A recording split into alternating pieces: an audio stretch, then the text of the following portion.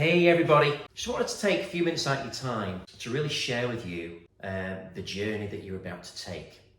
Now, the reason I'm sharing this with you is because you really have got to understand how to make a film that people want to watch. How it's not about your film, it's about what the audience is going to receive. Because once you see that film being shown in a theatre, or people watching it at home, on the sofas and see their reaction to that art that you made, that's the true redemption of your work. Now, a lot of people ask me if I'm qualified, so I'll tell you a little bit about my story and then share with you what happened to me. So when I was 2 years old, my mum left my dad. My dad was a very bad gambler, and he still is, right? He's addicted to it.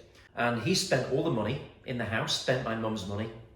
He ran up debts all over town, and my mum had no choice. She was 23, I was 2. And she went to move to the north of England to live at a mum's house and a stepfather's. Now, I didn't know, because I was too young, but she had been sexually abused by her stepfather since she was 4 years old. In fact, she was sex trafficked within her own family. And he used to ask her mum to have a bath with her and all that kind of thing, and she let him do it. Right? And my mum was very smart. She used to find a way to lock the door and all that kind of stuff.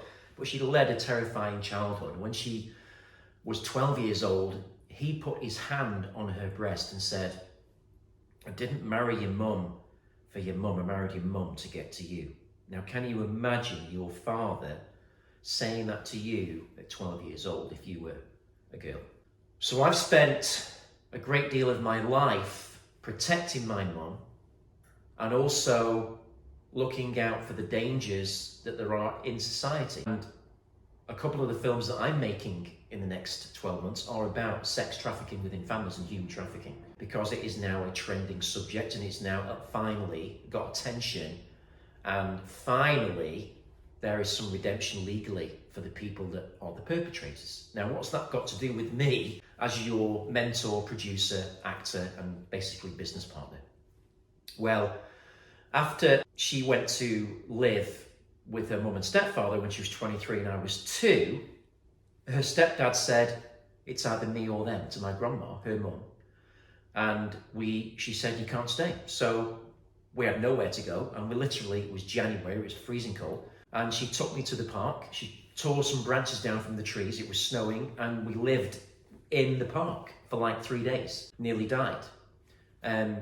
My mum, an incredibly brave woman, right?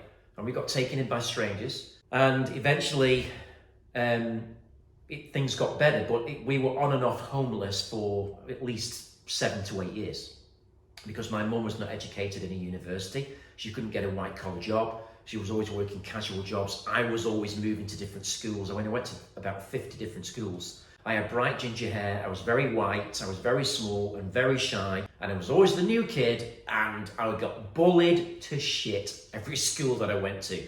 So I didn't really enjoy school. And I was the boy at the back of the classroom, looking out the window, pretending, imagining that I was James Bond, that I was a spy, that I was a good guy, and I was chasing all the villains and shooting the bad guys, because that was the projection of what I was going through. That was the trauma that I was going through. She remarried my stepfather when I was about 10. He seemed a really nice guy, but he ended up being very violent. There was lots of physical abuse. He had lots of affairs. I ran away from home countless times, and it just wasn't a fantastic childhood. It was very, very, very traumatic. And the only place that was my salvation was my imagination. So I knew from a very early age that I wanted to be in the Far East. I wanted to get as far away as I could from that environment. I knew I wanted to make films from a boy's age, but life got in the way. And when I was 15, my mum met the same man she's with now. She's been with him for 35 years. Absolutely perfect match. And when she met him and fell in love, I said to her, "I want you to go on your own, live with the guy. I'll look after myself." I was living with my stepdad. I got out of there, and what I did is I went around town, a very small town that I lived in, and I asked all the shops if I could clean their floor for $1 an hour or £1 an hour.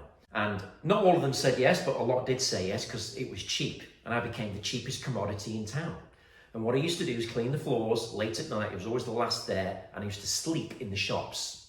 So I always had somewhere to be, Eventually saved up enough money and I got my own place, and I got into sales and I became really good at that. I broke the world sales record, and I became so good by the age of 27, I broke the world sales record in my industry.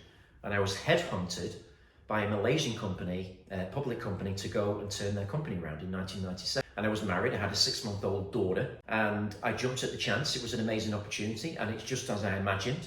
And when I got there, after 3 months, they couldn't pay me. So I had this, what do I do, kind of question again. And I decided to innovate the product and turned it from 5 million into $1 billion company in 2.5 years. I mean, I worked my ass off. So I know how business works, guys, but I still hadn't made that film yet, you know? And then I left there and I became an entrepreneur, and I did my own thing. I became a motivational speaker, opened my own restaurant, got into property.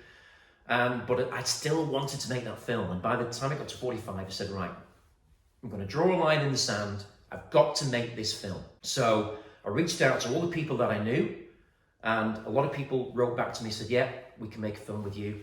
So eventually I partnered with a lady. We started writing a script. I sent her 25 grand, never saw her again. True story, right? So I'm thinking to myself, strike one, we're not going to make the film. But that wasn't the problem. The money wasn't the problem. It was the wrong person. And I met an actor on that film called Victor, who introduced me to his best friend, who was called Adrian Ball, who was the director of Legacy of Lies, which debuted at #2 on Netflix USA literally a couple of months ago. And he said to me, so listen, Adrian wants to make a film like you. Meet. He's won so many awards, done MTV Music Award, Video Awards, all that kind of stuff. So I went to Holland to meet him. We got on like a house on fire. And to cut a very long story short, we wrote a great script together. We got a few $1,000s, about $20,000, made this trailer. And it was so good, the trailer, that we won. We sent it to the Ukraine State Film Agency, and we won nearly $1 million in funding, which was the most amazing thing. And then we were able to attract a cast, get more funding, finish the film, and then lockdown came and we couldn't put it in theatres. We had 10,000 cinemas all lined up. But the great thing is we'd made $5 million on pre-sales. So before we even released the film, we already made profit. And that's one of the things that I'm going to teach you, that I am coming on board with you, because we can bring money in before we get the film distributed, guys. And that's the model that I work with, because it de-risks the whole project. And you've got to really develop that script with someone who knows what they're doing. You've got to know who the hero is. You've got to know what the hero's goal is, the main character's goal. What's their external goal? What do they want to achieve? But most importantly, what is the moral need of that character? That means your main character has an internal flaw or a conflict internally inside of them. And the way that it manifests is their negative treatment of others. And unless they resolve that, they're not going to achieve their goal. They're not going to transform. And ultimately, you're not going to make the film because you don't have the story. So it's all about two journeys. The hero's got two journeys. What they want to achieve on the outside is what everyone can see, the money, the cars, whatever it may be, the houses. But most importantly, it's the journey of transformation. And the best films that you will ever see are when the hero transforms internally and becomes a different person, and they grow literally in front of your eyes, and the audience see themselves in that person. And it makes me cry, because we all want to transform. We all want to be better than who we are. And film is the best medium to transfer that story, because it inspires people to go out and do the things they really need to do. Have you ever watched a film and been in a position where, right, that's enough, I know what I need to do? You've related to the main character, you know what your problem is, so you go and do it. I've watched many films and I've been inspired to take a lot of action because of that story. And this is why films are the most important medium in the world, and why you've got to make this film. So don't hesitate. Get on this program, get on this call, do what you need to do, and you will work with me, and we will make that story, which will not only transform your life, but will transform the lives of millions of other people, as I have already done myself. Okay? So this is Marco. Just wanted to share that with you, that you're in the right place, you're with the right person, and we're in this together. And we are going to make something incredible. Thank you.